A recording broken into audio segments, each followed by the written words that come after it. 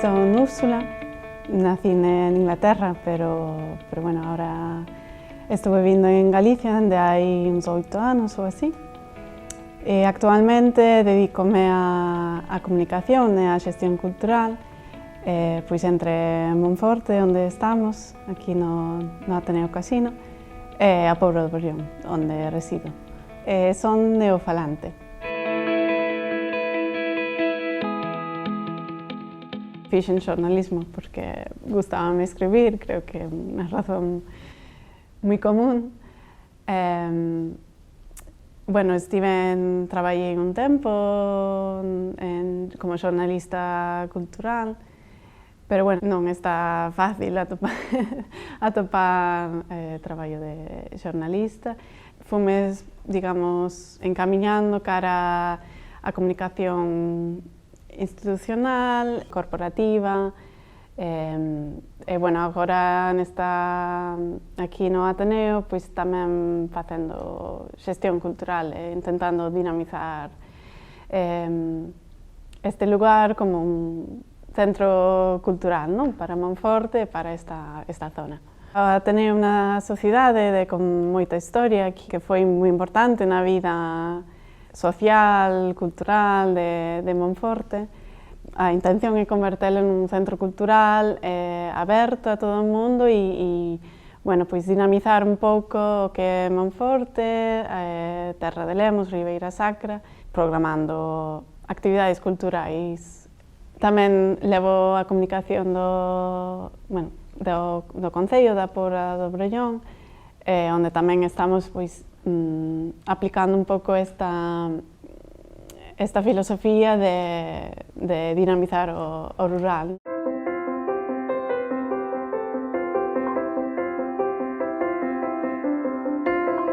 O meu contacto co galego empezou na universidade. Viñen facer un intercambio á Facultade de Xornalismo en Santiago. Nun principio, bueno, a maioría das clases eran en galego e foi o meu primeiro contacto. Os primeiros anos non me atrevín a falar realmente, tiña moito medo a meter a pata ou a mesturar moito castelán, galego, pero bueno, pouco a pouco fume animando. Preparei o CELGA 4, que xa axudoume a pulir eses aspectos un pouco máis complicados, non? A colocación dos pronomes, a conxugación dos verbos e así. Foi unha inmersión lingüística total, pero bueno, realmente cando empecé a falar habitualmente, a cotío, digamos, mudei a costa sur de Galicia, bueno, a Oia, cerca de Portugal. Ali, pois chegou un día en que xa se me facía raro falar en castelán. Todo o mundo falaba galego e saíume moi natural empezar a falar galego. E a resposta da xente foi tan positiva que, bueno, xa me animou definitivamente a usar o galego no meu día a día. Levo xa varios anos aprendendo, bueno, tanto baile galego como pandeireta. Sí que creo que aprender as cancións tradicionais axudoume un pouco na aprendizaxe do galego, na pronunciación, en certas expresións, incluso aspectos da cultura de Galicia.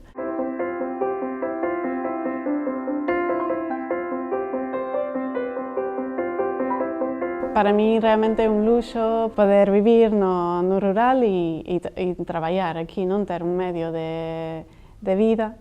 Creo que é importante que intentemos descentralizar a cultura das urbes, non? E programar tamén no rural,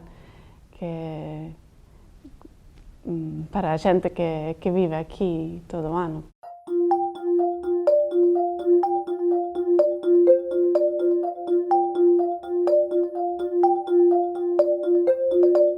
Eu uso galego todos os días no meu traballo.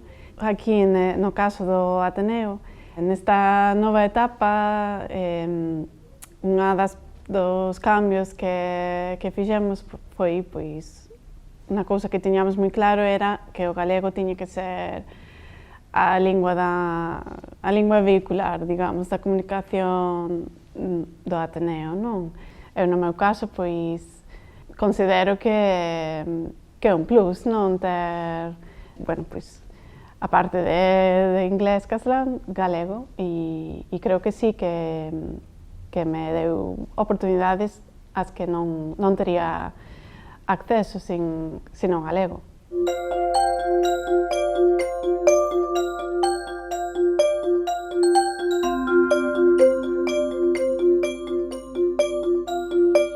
A realidade do galego depende moito de onde vivas. E iso que din do estigma do galego, eu creo que aquí hai algo diso, non? E que se vai transmitindo de xeración en xeración, desafortunadamente. Incluso noto un pouco de certa disidia, non? Como de comodidade de non usar o galego cando... E dame bastante mágoa, a verdade. Por un lado son optimista, por outro lado creo que hai espazo para mellora.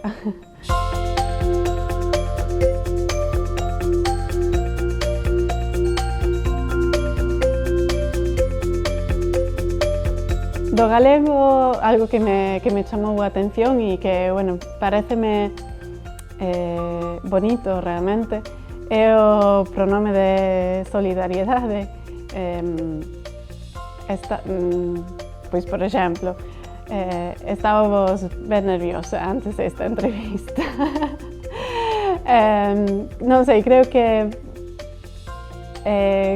encaixo coa xente de Galicia. Creo que é un indicador de xenerosidade, non? De querer facer a xente partícipe na conversa.